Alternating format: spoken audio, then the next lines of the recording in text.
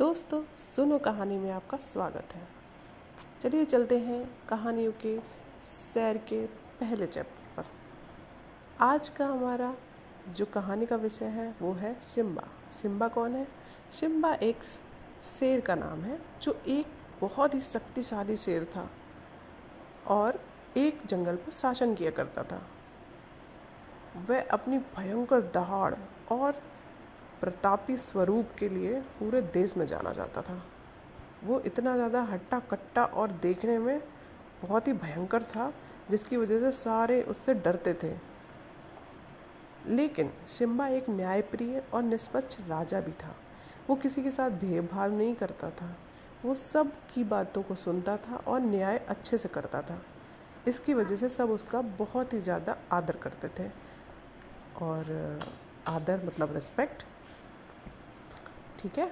और क्या हुआ, उसके पास ना एक उसकी शेरनी भी थी और उसके छोटे छोटे शावक भी थे। शावक मतलब उसके बच्चे, शेर के बच्चे, उन्हें शावक कहते हैं। तो वो थे, वो उन सब के साथ बहुत ही अच्छे से अपना जीवन व्यतीत करता था। उसे उनके साथ समय बिताना बहुत ही अच्छा लगता था। एक दिन वह उठा, उसने पहाड़ की चोटी से देखा कि नीचे कुछ शिकारी अपने हथियार लेकर जंगल में प्रवेश कर रहे हैं। उसने ये देखकर उनका पीछा किया और उसे ये पता चला कि ये शिकारी उन शेर को और बाकी जानवरों को पकड़कर सर्कस में ले जाकर उन्हें बेचने वाले हैं। तो जब शेर को ये पता चला तो उसने सोचा कि अब मुझे जल्दी से कुछ ना कुछ करना पड़ेगा, वरना ये लोग हम लोगों को पकड़ ले जाएंगे और मुझे अपने परिवार की और अपने पूरे जंगल की रक्षा करनी पड़ेगी। तो उसने तुरंत ही मीटिंग बुलाई। उसने सबको बोला कि सब जानवर एक साथ होकर आ जाइए। तो सारे जानवर एक पेड़ के नीचे इकट्ठे हो गए। तो उसने सबको बताया कि हमें पकड़ने के लिए कुछ शिकारी जंगल में घुस रहे हैं। तो सबने उनकी हेल्प करने के लिए बिल्कुल हाथ उठाया और कहा हम सब मिलकर उन्हें खदेड़ देंगे, आप बताइए हमें कैसे क्या करना है।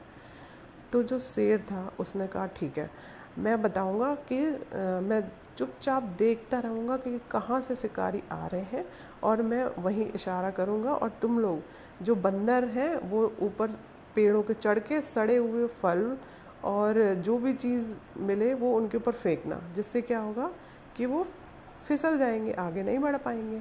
और जो हाथी हैं वो उनका ग्रुप जो रहेगा वो उनके हथियारों को उनसे छीन के फेंकेगा इधर उधर, ठीक है। और जो जिराफ है वो अपनी लंबी गर्दन का फ़ायदा उठाएंगे और वो अपने खुरों से धूल उड़ाते हुए उन्हें अपनी गर्दन से ऊपर से मारेंगे। तो सब लोगों ने बोल दिया कि ठीक है और उन्होंने ऐसा ही किया। जैसे ही शिकारी अंदर आए तो बंदरों ने सारे फल उनके ऊपर मारना शुरू कर दिया, जिससे कि कुछ शिकारी तो वहीं गिर गए और आगे बढ़ ही नहीं पाए। और जो कुछ बढ़े भी आगे उन्हें क्या हुआ कि हाथियों ने पकड़ लिया। हाथियों ने फिर उनके सारे फेंक दिए हथियार इधर उधर। तो वो उन्हें उठाने चले, जिराफ आ गए। अब जिराफ ने वहाँ पे धूल उड़ा दी, उनका देखना मुश्किल हो गया, उन्हें अब आगे कुछ दिख ही नहीं रहा था। तो उसके जब वो कुछ जो उनमें से भी शिकारी बच गए वो और आगे बढ़े। शेर इंतज़ार कर रहा था वहाँ पर। तो वो जैसे ही सिम्बा के पास पहुँचे और सिम्बा ने इतनी तेज़ दहाड़ मारी कि वो सारे डर के मारे, जितने भी बचे कुचे शिकारी थे वो अपना सामान वहीं छोड़कर और जंगल से भाग गए। और ये सब लोगों को सिम्बा ने मिलजुल कर सारे जानवरों के साथ सब जानवरों की रक्षा कर ली। तो इससे हमें क्या पता चलता है कि हमें स्ट्रांग होने के साथ साथ बहुत ही